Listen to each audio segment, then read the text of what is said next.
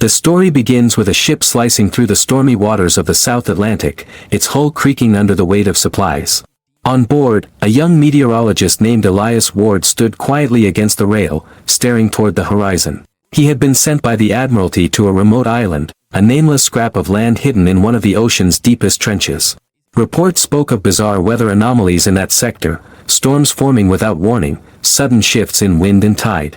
Elias's assignment was simple but lonely: remain there for 12 months, record everything, and then return with data that could change maritime science forever. The ship's captain, Commander Herrick, had been tasked with escorting Elias and carrying a year's worth of food, equipment, and tools.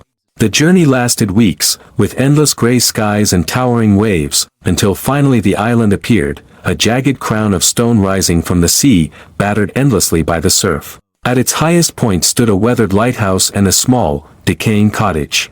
That would be Elias's home. Using a rowboat, Herrick's men ferried Elias and his supplies ashore. The plan was simple: Elias would replace the current observer, an officer who had been stationed there for a year. His name was Marcus Hale. But when they entered the cottage, they were met with chaos: chairs overturned, cupboards broken, papers scattered like fallen leaves.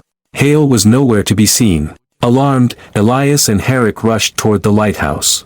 It was an ominous sight, the structure surrounded by a barricade of jagged wooden stakes, sharpened like spears and driven into the sand. The gates had been reinforced with chains and nails.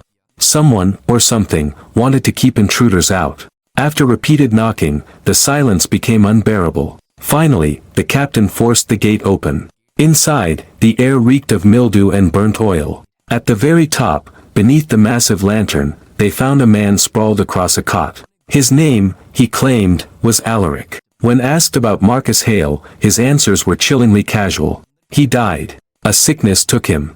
Or maybe something else. When Herrick pressed for the body, Alaric shrugged, his eyes glassy, unfocused. The sea has a way of claiming what it wants.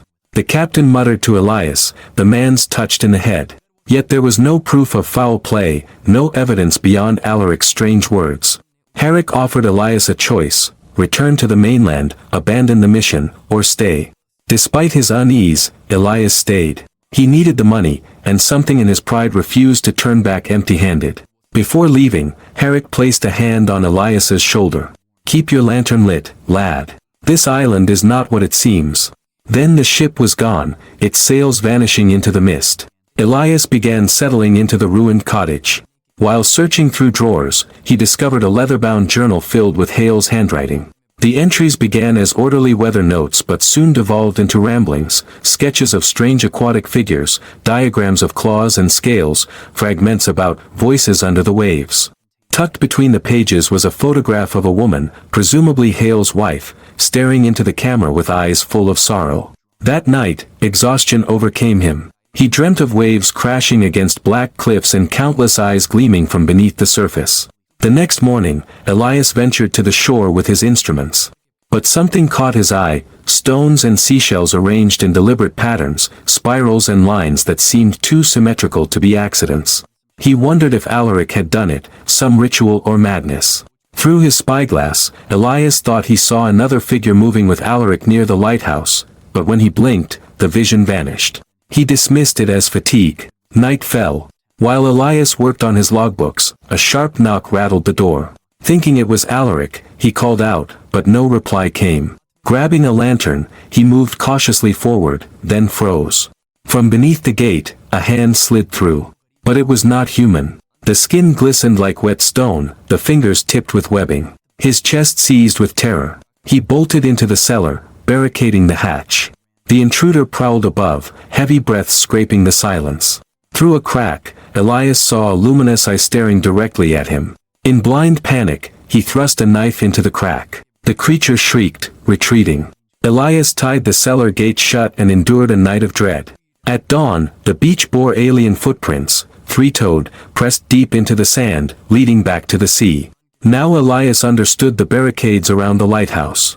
Alaric wasn't insane, he was defending himself. Desperate, Elias rushed to the lighthouse, begging entry. But Alaric sneered from behind the gate. You should have left when you had the chance. With no choice, Elias returned to the cottage, fortifying it with spikes, planks, and soaked rags ready to be lit. While searching further, he stumbled upon a rusted trunk containing an old rifle and boxes of ammunition. His fear eased slightly, though dread gnawed at him still. When night returned, he realized the truth: the first creature was not alone. Dozens emerged from the sea, crawling toward his home. Their gills pulsed, their eyes reflecting firelight. Elias fired wildly, dropping several, but more pressed forward. In desperation, he ignited the oil-soaked rags. Flames roared, forcing the creatures back into the waves. But the fire spread too quickly. Within minutes, his wooden cottage was an inferno. Wrapping himself in a blanket, Elias smashed through the door and stumbled toward the lighthouse, flames devouring his belongings.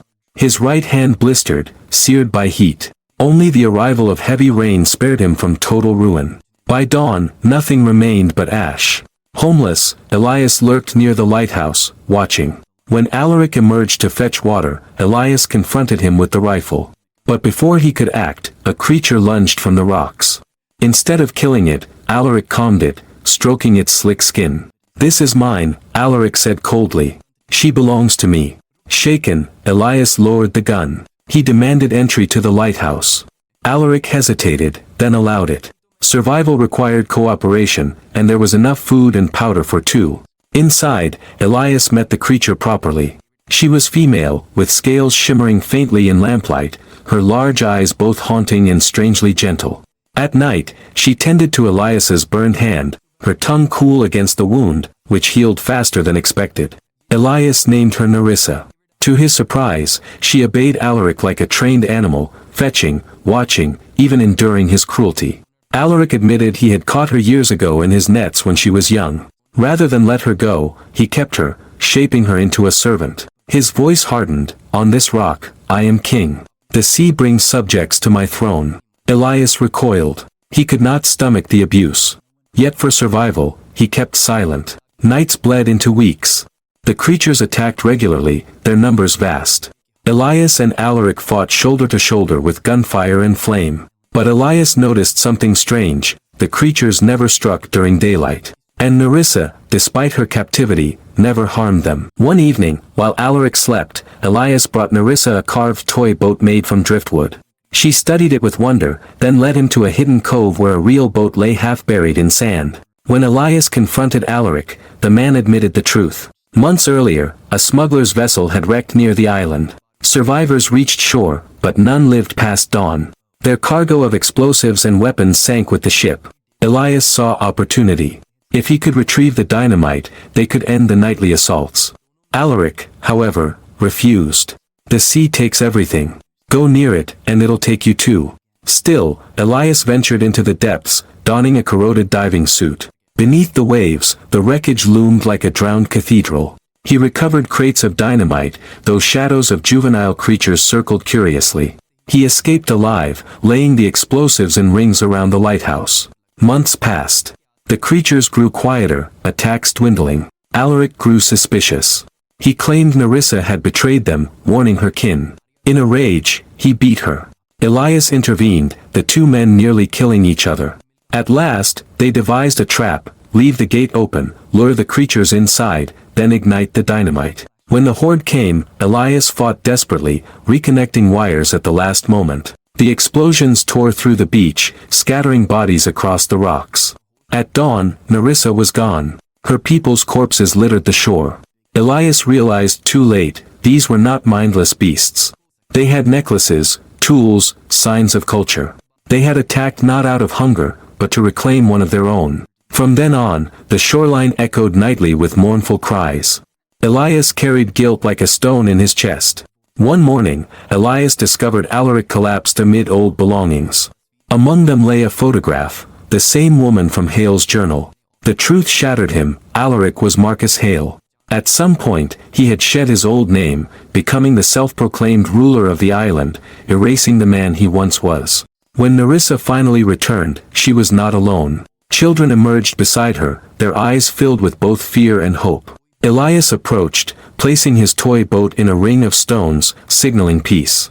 For the first time, the creatures did not attack. But Alaric would not relent. With madness blazing, he fired a flare into the group, striking a child. The survivors fled in terror. Nerissa's trust crumbled. Elias fought him then, screaming, they wanted peace. They only wanted her back. Alaric raised an axe, but Elias called him by his true name, Marcus Hale. The sound of it froze him for a heartbeat, the ghost of his humanity flickering. But the island had already consumed him.